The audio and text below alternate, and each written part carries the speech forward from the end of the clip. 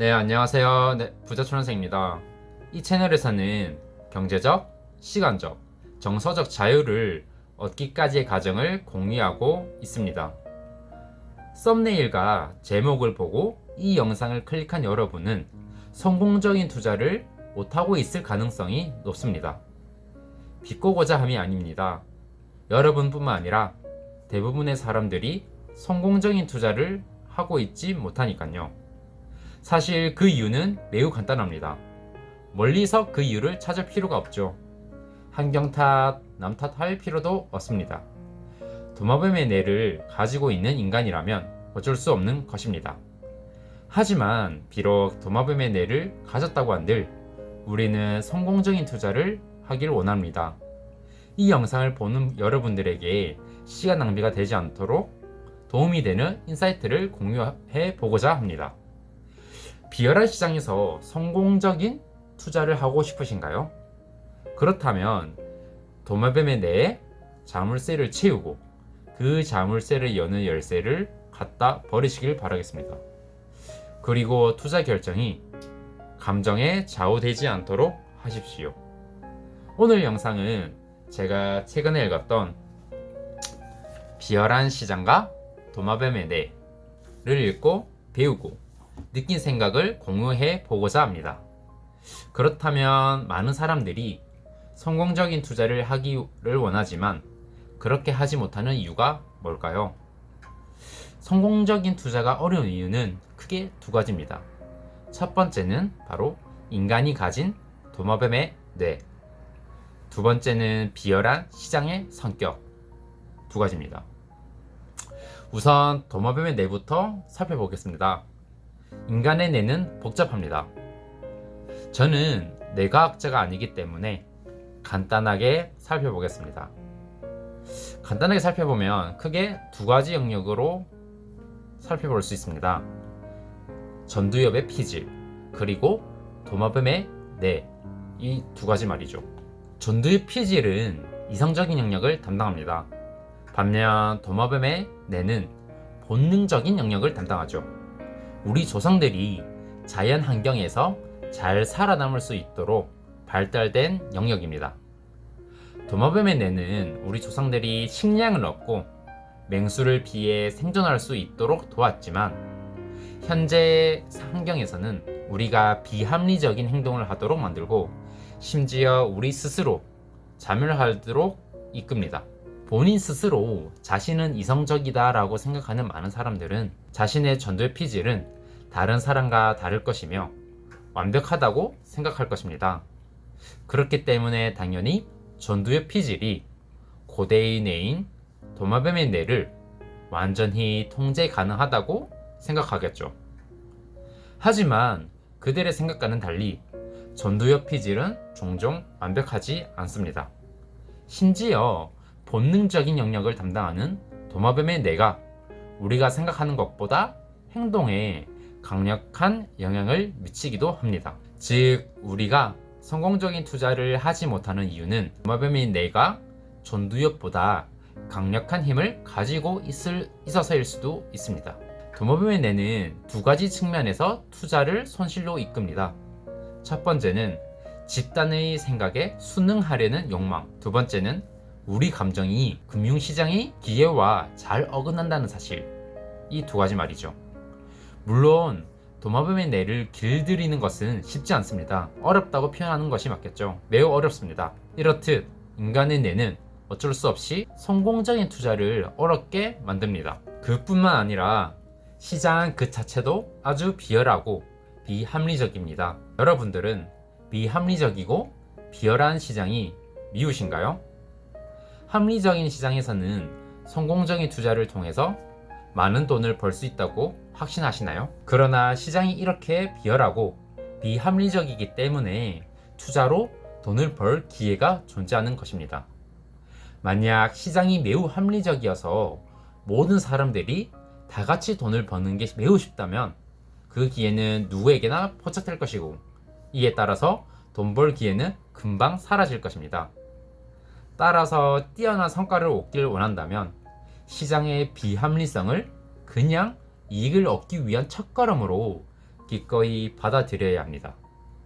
이러한 비합리적이고 비열한 시장에서 다른 사람들이 하지 않는 행동을 하고 도마뱀의 뇌를 제어하는 사람만이 돈을 벌 수 있는 것이죠. 경제학의 아버지 애덤 스미스는 자신의 이익을 추구하는 경제 주체들이 합리적인 경제 활동으로 인해서 모든 것을 시장에 맡기면 보이지 않는 손에 의해서 시장은 가장 효율적인 길을 찾아간다고 주장했습니다. 이렇듯 보이지 않는 손은 합리적인 가격을 만들어낸다고 했죠.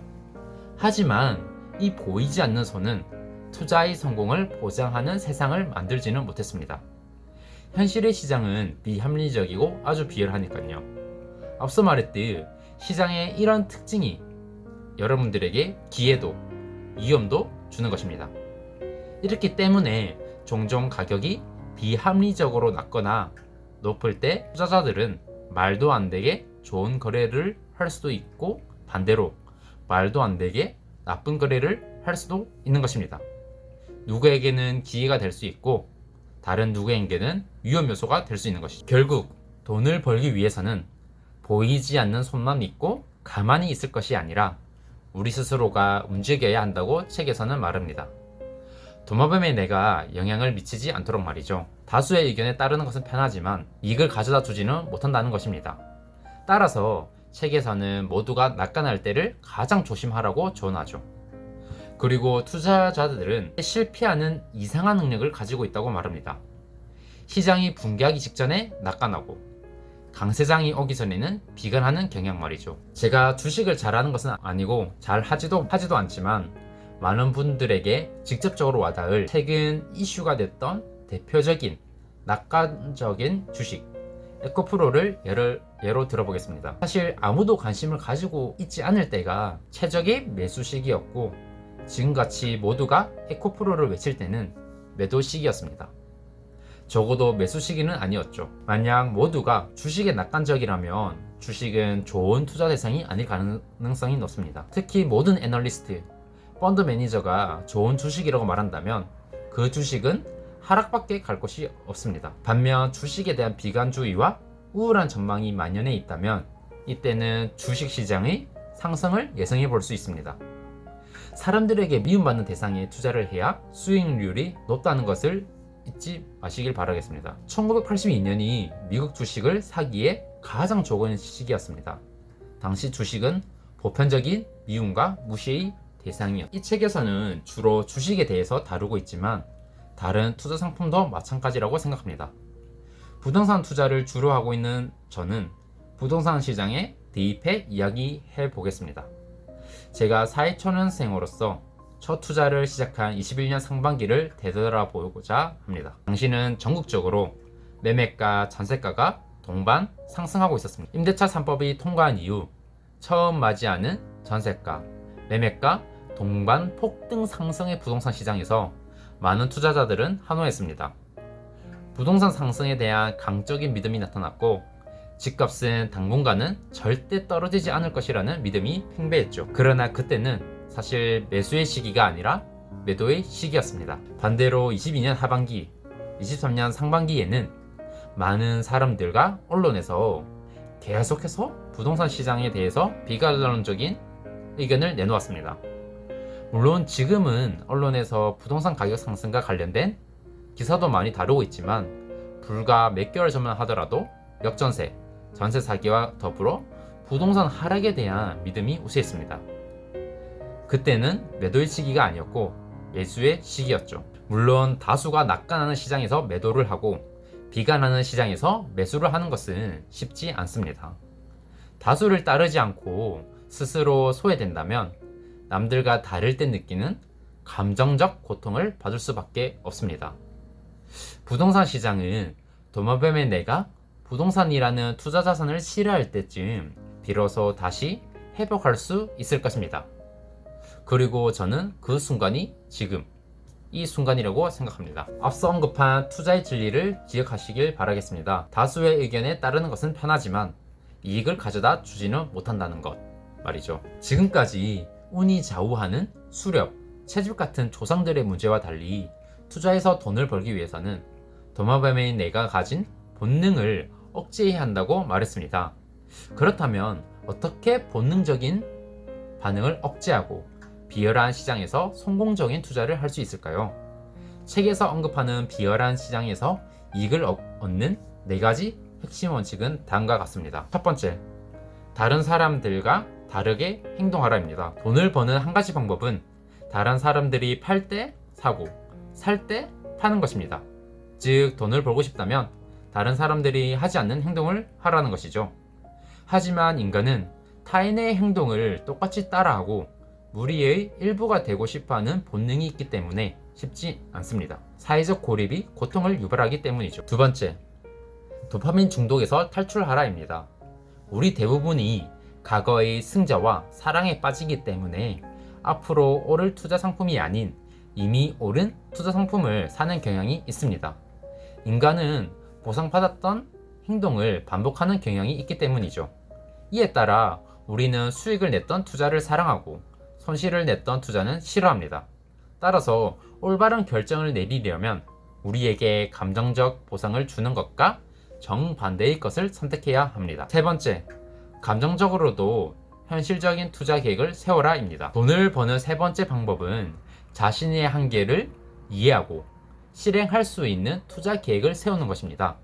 성공적인 투자를 하고 싶다면 자신의 비합리성을 철저하게 알고 실행할 수 있는 투자 계획을 세워야 하죠. 네 번째, 당신의 신념을 지킬 수 있을 만큼 강해져라입니다. 케인스는 시장은 투자자가 자금력을 유지할 수 있는 기간보다 더 오랫동안 비합리적으로 유지되는 경향이 있다고 말합니다. 따라서 비합리적인 시장에서 이익을 얻고 싶다면 경주에서 일정 기간 뒤처질 수 있다는 것을 미리 예상해야 합니다. 물론 목표는 잠깐 동안 선두에 있는 게 아니라 장기적으로 더 많은 돈을 버는 것이니 이게 큰 문제가 아니라는 것 또한 알아야 하고 말이죠. 워렌 버핏조차 1990년대 후반에는 거품이 낀 주식에 투자하는 것을 거부해 사람들의 비웃음을 샀다고 합니다. 버핏은 누가 뭐라고 하든 간에 고평가된 주식들을 매수하지 않는 자신의 전략을 고수한 것입니다. 특히 제가 기억해야 할 것은 네 번째 원칙이 아닐까 합니다. 빨리 많은 돈을 벌어서 부자가 되고 싶다는 생각에 비합리적인 시장에서 도마뱀의 뇌에 통제되어서는 안 되죠. 목표를 장기적으로 바라보고 전두엽 피질로 도마뱀의 뇌를 통제해야만 성공적인 투자가 가능합니다. 끝으로 고대의 뇌가 현대의 시장에서 이길 단 하나의 방법을 소개하고 영상을 마무리하고자 합니다. 대부분의 사람들은 IQ가 높은 사람이 투자도 잘할 것이라고 생각합니다. 많은 데이터를 분석하여 화려한 투자 기법을 적용하기 위해서 말이죠. 하지만 이 책에서는 투자에 성공하기 위해서 화려한 수학 기술이나 천재 수준의 IQ는 필요 없다고 합니다. 오히려 IQ보다는 감성지능, EQ가 필요하다고 말합니다. 과잉된 시장에서 이익을 내기 위해서는 자기인식, 자신감, 인내심, 정신적 강인함이 필요하다는 것입니다.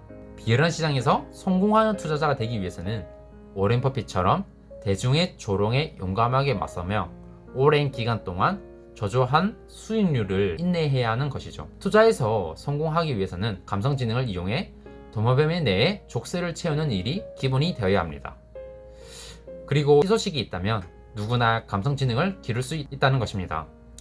감성지능은 근련, 자기반성, 훈련으로 높일 수 있습니다. 끊임없이 자기반성, 자기인식을 하고 정신적인 강인함을 가지고 비열한 시장에서 인내할 수 있는 힘을 길러야겠습니다.